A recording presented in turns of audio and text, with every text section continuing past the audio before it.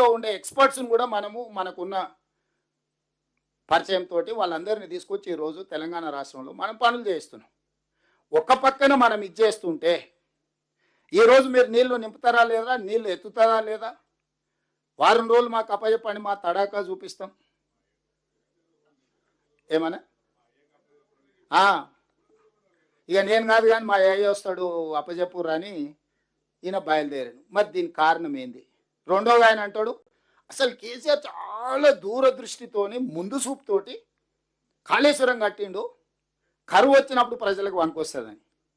నేను ఒక మాట చెప్పదలుచుకున్నా ఆయన గారికి, తాటి చెట్టులాగా పెరిగితే సరిపోదు, తలకాయలు ఏమన్నా గుజ్జు ఉండాలి. ఎందుకంటూ నీ మాట అంటే ఎల్నినో ద్వారా కరువు వస్తే వర్షాలు లేవు, వరదలు లేదు, తుఫాన్ లేదు, నీళ్ళే లేవు. మేడిగడ్డ అన్నారం సుందిలో ఎత్తేది ఎట్లనే? ఇవి కట్టింది దేంది? వరద నీళ్ళు, గోదావరిలో వరద నీళ్ళు ఉధృతంగా వచ్చినప్పుడు ఎత్తి దాచిపెట్టుకోనికే కట్టిరు. అంతేనా మిత్రులారా? ఇదేంది?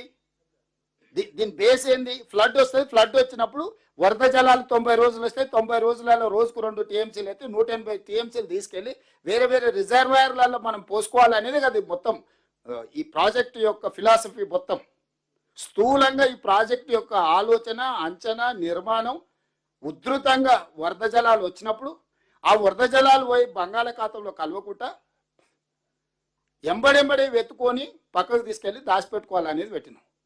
ఎలినో వచ్చి కరువు వచ్చింది, వర్షాలు వస్తలేవు అంటే చూసినావా మా మామ ఎంత మేధావి, వర్షాలు రానప్పుడు కూడా మేడిగడ్డలు నీళ్ళు ఎత్తిపోయినకే డిజైన్ చేసిండు అని అల్లుడు చెప్తుండు. ఏమన్నా అసలు అంటే basic sense or common sense or అసలు కనీస అవగాహన పరిజ్ఞానం ఉన్నోడన్న మాట్లాడే మాటలేనా? ఇక అమాయకంగా ఉన్నోళ్ళు ఉంటే అరే నిజంగానే ఇక్కడంతా కరువు వచ్చింది, మేడిగడ్డ సుందిల్ల అన్నారం నుంచి నీళ్ళు ఎత్తిపోసి ఉంటే మాకందరికి నీళ్ళు వచ్చాయి కదా అని ఉత్తర తెలంగాణ రైతులందరినీ భ్రమలు కల్పించడానికి.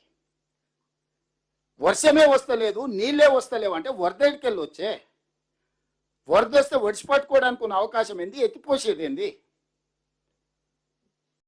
ఈ ప్రాజెక్టే ప్రాణహిత చేవెళ్ళ కావచ్చు, లేకపోతే పేరు మార్చిన కాళేశ్వరం కావచ్చు, అత్యధిక వర్షము, వరద, తుఫాను వచ్చినప్పుడు 2-3 వేల టీఎంసీ సముద్రంలో కలుస్తున్నాయి. ఎంబడెంబడే ఇందులోకి వెళ్ళి పంపులు, లిఫ్టులు, బ్యారేజ్లతో ఎత్తిపోసి శ్రీపాద ఎల్లంపల్లి నుంచి బయటికి తీసుకొచ్చి మల్లన్న సాగరు, కొండపోచమ్మ, రంగనాయక సాగరు, రకరకాల రిజర్వాయర్లు అప్ టు చేవెళ్ళ వరకు నీళ్లు ఫటాఫట్గా తరలించేసి అన్ని పంపులు, లిఫ్టులు పనిచేపించి ఆ నీళ్లు తీసుకెళ్ళి రిజర్వాయర్లలో నల్లు వచ్చినప్పుడు మనం ఇంట్లో బిందెలలో, కుండలలో, చెంబులలో, లేకపోతే బకెట్లలో పట్టి పెట్టుకుంటాం. గంటసేపు నల్లు వస్తే ఏం చేస్తాం?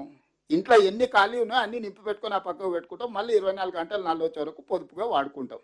ఇదే సూత్రం ప్రాణహిత చేవెళ్ళ కావచ్చు, లేకపోతే ఈరోజు కాళేశ్వరం. అసలు నల్లనే రాలేదు, బిందెలలో నింపు, కుండలలో నింపు, బకెట్లలో పట్టేసాయి, పైన ట్యాంక్కి ఎక్కి మా మామ అయితే అద్భుతంగా ఎక్కిస్తున్నాడని అల్లుడు సర్టిఫికెట్ ఇస్తున్నాడు.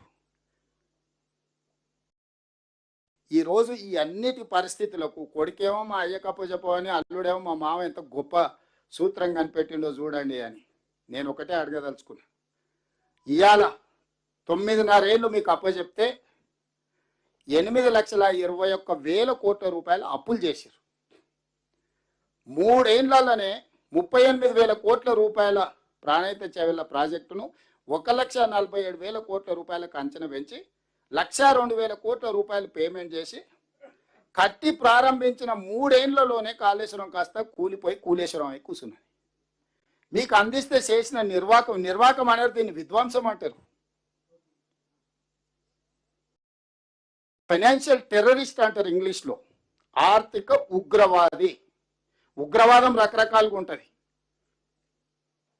కానీ ఆర్థిక ఉగ్రవాద కుటుంబం కేసీఆర్ కుటుంబం. కేసీఆర్, కేటీఆర్, హరీష్ ఆర్థిక ఉగ్రవాదులు. తెలంగాణ యొక్క ఆర్థిక మూలాలను దోపిడీ చేయడమే కాకుండా విధ్వంసం చేసిండ్రు.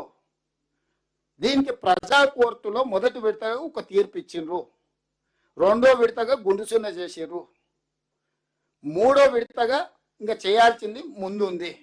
సో ఈ మొత్తం అప్పుడే ఆ నేరాలన్నిటి మాఫ్ అయిపోయినట్టు అప్పుడప్పుడు 15 ఆగస్టుకు 26 జనవరికి నేరగాళ్లకు, తీవ్రమైన నేరాలు చేసిన వాళ్ళకు కూడా అప్పుడప్పుడు క్షమాభిక్ష పెడుతుంటాం, వానికి మార్పు వచ్చిందేమని.